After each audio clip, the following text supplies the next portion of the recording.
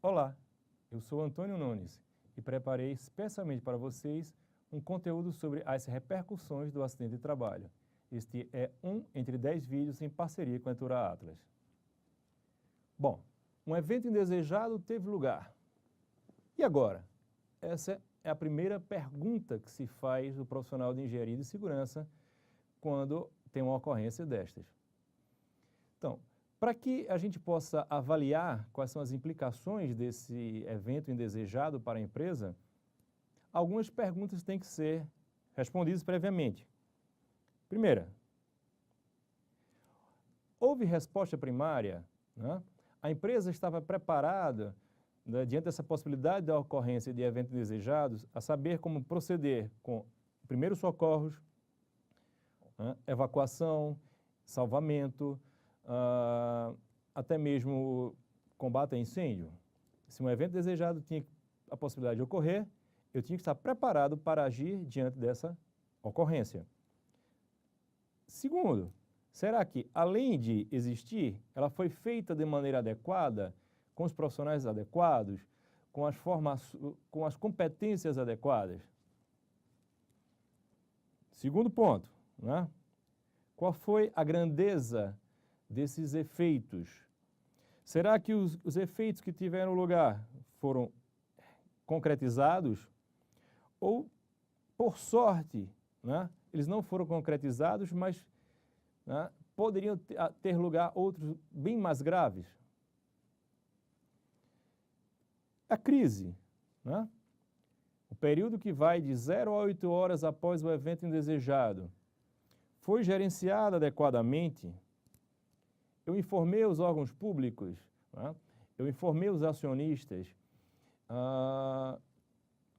eu fiz os salvamentos adequados de patrimônio de pessoas?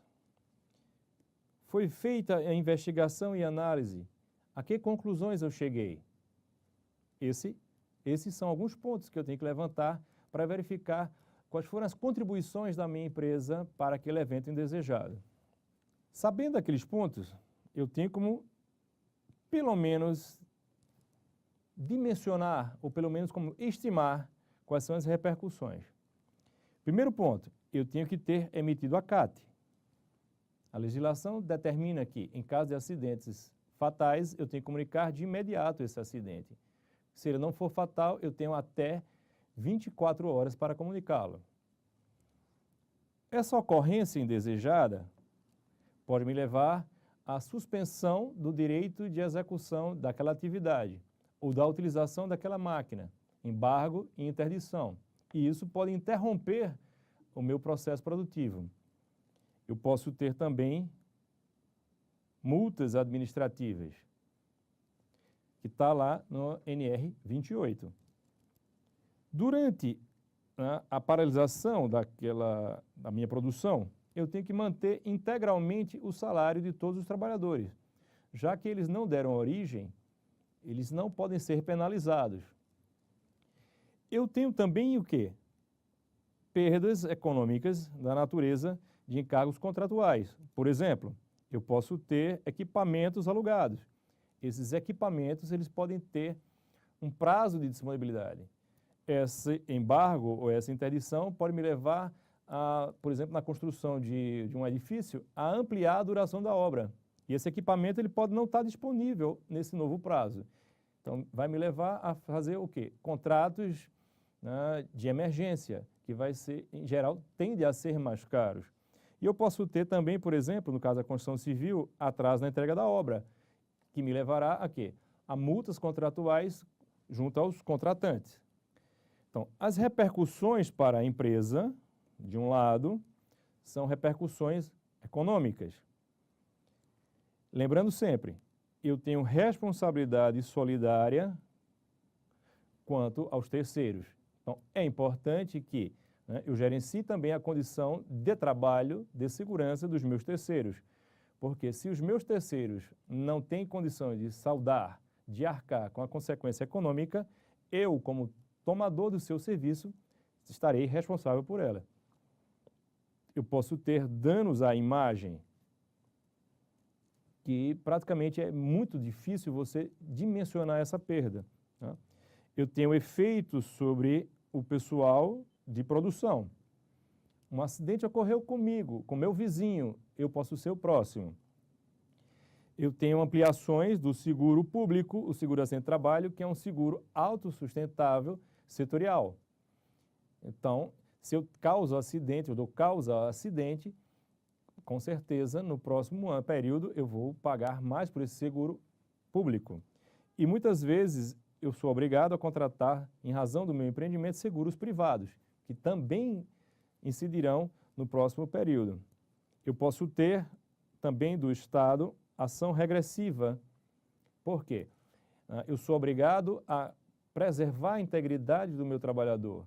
Se de alguma forma eu contribuir, de forma negligente, assim que diz a legislação, né, e eu dei causa a despesas ao erário público, não faz sentido, né, que o conjunto da sociedade assuma esse ônus. Então, eu, enquanto causador dessas despesas, serei compelido, por meio de uma ação regressiva, a fazer face, a restituir ao poder público as despesas havidas e despesas futuras.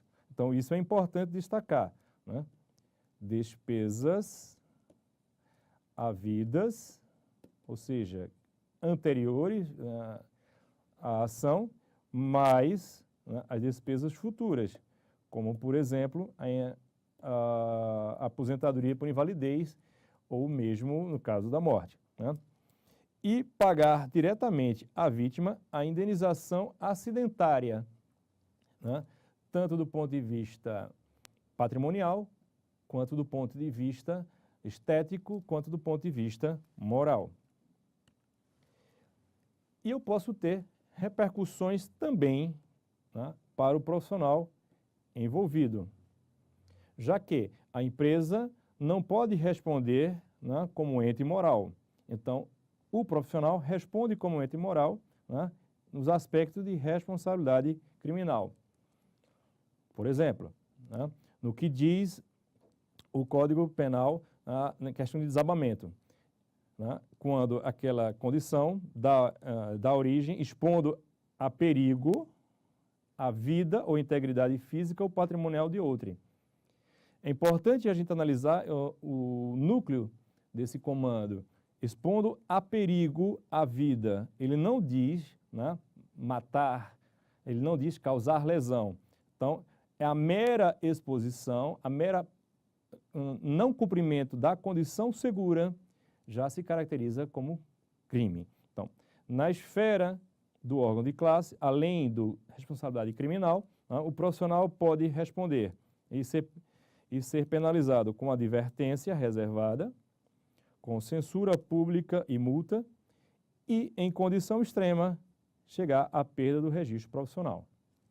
Bom, então a pergunta é: quanto custa um acidente de trabalho? Difícil dizer, né? Custa bem mais do que prevenir.